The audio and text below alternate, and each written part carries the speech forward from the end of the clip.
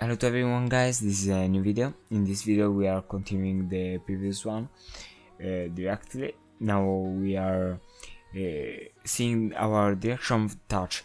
I thought of a list to store all the direction we are actually doing. We're actually touching, but this doesn't need to be. Because we can just do it in another way, but this will be discussed in another episode. So we start by checking with the raycast if in front of us there's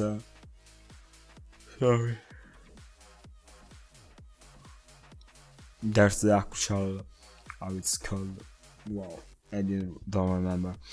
If in front of us there's the actual player. So if there is, we pass the direction to the. We need also another layer to check only in that layer, that is the layer of the player.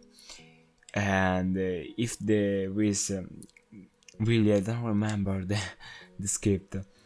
So if I don't go wrong, I did that. I check in every situation, and for every situation I change the direction of touch. But this doesn't work because the time doesn't work.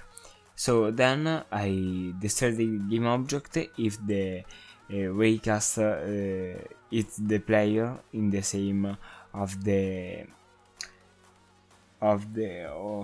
direction of touch. But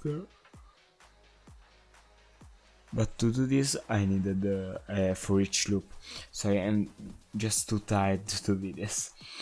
I'm crying for the how it's called, tiredness, like being tired, a lot of tired.